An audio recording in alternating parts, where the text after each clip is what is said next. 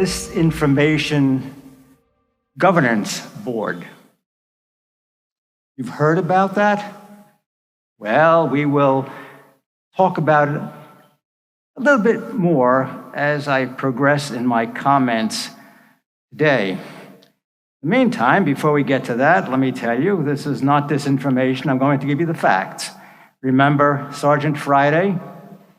Just the facts, ma'am? Just the facts. We're going to give you the facts now about the resurrection, and I assure you that Mr. Putin has not put any thoughts in my head. He gets enough free rent these days in people's heads. So let's just talk about the gospel right now. Over these weeks, we have been talking about the resurrection and the proofs of the resurrection. And we do need proofs of the resurrection. As I said to you last week, St. Paul says we would be the most foolish of men if we did not believe in the resurrection and continued to preach the gospel. You see in the first reading today, the apostles are being beaten because they're preaching the name of Jesus. And persecutions have gone on since the time of Jesus to the present day against those people who preach the gospel. We know today people are suffering in our world. China, India, South America, even in our own country, people who preach and teach the gospel find themselves under persecution. This is one of the dangers with this disinformation board, and we'll talk about that. Let's talk about the proofs of the resurrection that we have so far. First of all, we talked last week, some of you may have been here, about the empty tomb. And as I said, that is not dispositive. In other words, it's not proof in itself. I talked to you, I said, we've all heard about Jimmy Hoffa. The body disappeared, okay, and has never been found.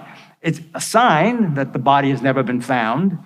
Nobody has ever changed the narrative amongst the disciples regarding the fact that Jesus rose from the dead, the tomb was empty, but it's not enough. Last week, we talked about Thomas. Very important, because a lot of people will say that the resurrection is only in people's heads. With Thomas, we have actual touching feeling. So this is a human body. This is not a figment of the apostles' imagination. It's not some kind of a group hysteria. It is a factual thing. Today, we have something a little bit different, and I think probably most of you have thought about this. It says that Jesus is on the shore, but they did not recognize him until John, the young braggart that he was, he knew immediately it was the Lord. John always wanted to make sure that everybody knew he had this special relationship with Jesus, and he knew right away. We find the same thing on the road to Emmaus, don't we? They don't recognize Jesus until the breaking of the bread. Some people say, well, why not? The answer is this: we're dealing with a Jesus who is now in the resurrected state. In other words, although it is the same Jesus, although the body has been physically raised from the dead, it has changed. And it is a body that is now what we call transhistorical, so that his presence is everywhere, and that the human body that he had and still has is now a glorified body. And so we also have here a nice little touch of the Eucharistic liturgy. Why? He hands them bread. It's the breaking of the bread. And then they say, aha, it is the Lord. He is here. And that's for us too. The Lord Jesus is risen, transhistorical, present here at the celebration of the Eucharist. Now, that's part of the story. Second part of the story is this scene where he's telling the apostles, have you caught anything to eat? And nothing, we've been out all night. Well, throw your net on that side of the boat, and you're going to have a big haul. And indeed they do. And they bring in 153 fish. Now, that's an amazing thing to think about that, because the number has remained in the Gospels, 153. And when we look at that number 153, we believe it is symbolic of the number of fish that they believed existed in the Mediterranean world at that time. 153 kinds of fish. So they might have had tuna, trout, goldfish, guppies, and a whole bunch of other ones, okay? But it came to about 153, according to the ancient people. Why is that number important? It's important because it is symbolic of the whole world. Go and cast your nets, and you are to bring the message to the whole world. The fish symbolically show us the people of the world. And they would use a certain kind of a net. It's called a seine. And of course, we're talking here not about a fishing rod, not talking about a little net that scoops, some fish up. This is a big net. And the idea is that they cast their net. And if you see these nets maybe on National Geographic, do they still show National Geographic? I used to enjoy that very much. I don't know if they're politically correct anymore, but they were wonderful programs. And they would take the net, swing it, and then the net would open up, and it looked like it was embracing the whole world. The idea here is that the gospel is meant to be preached to the whole world. Now, as I said earlier, the gospel has been a threat to the world. It has been a threat to the world. The threat way back then. We see that the apostles got thrown in jail. They were scourged, for preaching the word. And they tell them, we told you not to preach about that man anymore. But the preaching continued and continues on until this very day. Why is the gospel so threatening? It's threatening because it talks about not only people's souls. Quite honestly, the communists couldn't care about your soul, but they do care about your body, and they do want to control human beings. And so the gospel is a threat because what does it do? It talks about human freedom, and it talks about human dignity. And that's why the church always has to stand up when there's a violation of human rights, human dignity, and freedom of speech, and freedom of religion. Those rights are also enshrined in our Declaration of Independence and in the Constitution, most especially in the First Amendment. Freedom of speech, freedom of religion. A couple of years back, I had written an article for a certain journal, and I said, the preeminent issue in this political campaign is not abortion. It's freedom of religion. And I got a call from the editor. What do you mean? You can't say that. The bishops say it's abortion. And let me tell you something. If you don't have freedom of religion, you'll never be able to preach the evils of abortion, or the evils of genocide, or the evils of unjust imprisonment, or the evils of denying human beings their basic rights and dignity. He backed off. But he wouldn't preach what I said, wouldn't print what I said. Why? Because there was a different narrative. You hear about these narratives these days. This is a certain narrative. We want to run this narrative. Abortion is a very serious issue. Sure it is. But there is more. A lot of people get focused in on one issue and forget that it is part of a bigger issue and that abortion is a violation of human dignity and human rights. We now have proposed to us, I'm at a loss. I can't believe that this is happening in this country right now. A disinformation board. Disinformation board.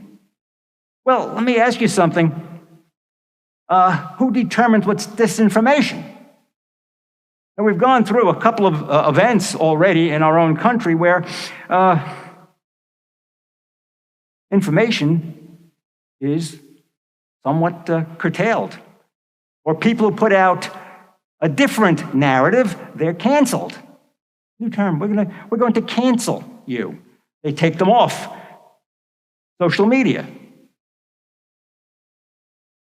Let me just take a few examples. Let's talk about the COVID crisis, okay? Nothing to fool around with. I was there, I was in the hospital, I've seen it. I've seen people die of it or something else, and they had COVID. I mean, we have to be careful about how we talk about what happened. When people began to talk about different kinds of therapies, they were canceled. All right, what about ivermectin? Some people say it helped, it worked. What about monoclonal antibodies? Some people claim it helped, it worked. But what we're told by CDC and what we're told by certain political operatives, it doesn't work. We can't give it out in our hospitals. Why not? Free country. You are entitled to make that decision of what you want to use for whatever illness you may have. And some people who took those medicines, those therapies, were cured. But we can't talk about it. Why not? Because somebody I know in Atlanta talks about his science. Whose science are we talking about here? You make those decisions. The American people make those decisions for themselves. Government doesn't tell you what to do. That's not American. Let's talk about global warming. We all hear about global warming. Look, tell you the truth. I mean, I'm sure we mess things up ourselves. I mean, I'm sure you know where there's carbon dioxide going all over the place. I know for sure there's a lot of hot air all over the place. Maybe I'm responsible for it. I don't know. Okay, are there things that we could do to clean up the climate? Sure there are. But is it all due to human beings creating this? No. You read some of the literature, what does it say? It says, well, the Earth goes through different cycles, because the sun goes through different cycles. There's periods of warming, and there's different periods where there was an ice age. It's historically there. You could read about it. But can you teach that in school? We have little children being terrified these days about global warming, that the Caloosahatchee River is going to overflow and drown us all. All of a sudden, whatever happened to freedom of information? We have little children terrified. We have people committing suicide because they're so scared about what they hear about COVID, what they hear about climate change, what they hear about Ukraine, and it's all being fed through a system that is geared to controlling you and controlling me. Now, what about this gospel passage, and what about how dangerous it is? This disinformation board. This is how dangerous it is. In our own country today, there are efforts to silence people who speak the truth regarding the evils of abortion. Okay? We have in our own country HHS now trying to enforce Article 1557, which denies people, doctors, nurses, hospitals, the right to, in conscience, object to performing abortions and sex change operations. And HHS is now working very hard to put that section of the Affordable Care Act into effect. Suppose people begin to speak out about that, and that law goes into effect. You think they might be coming for me next? Make my day. But you see how dangerous this is. I could be, listed as a source of disinformation. Dangerous to the state. Dangerous to the health of our citizens. This is not too far-fetched. I mean, I could simply be proclaiming the gospel, which I'm doing right now, and tell you things that are contrary to the gospel. There's a woman who was part of the parliament, I believe it was in Finland. When she spoke, she quoted the Bible. She was brought to court for hate speech. Could it happen here? Yeah, it could happen here. This Information Governance Board, this is Orwellian. Many times people think to themselves, this could never happen in America. Ladies and gentlemen, it's happening now. Ronald Reagan said we are only one generation away from losing our freedom. I'm going to disagree with Ronald Reagan. We are endangered of losing our freedom right now. You, as American citizens, as Christians, have an obligation to protest loudly anything that denies us of our freedom of speech, our freedom of religion, our freedom of assembly. I urge you to let all of our elected officials know how strongly you feel about Big Brother taking over our fundamental human rights. God love you.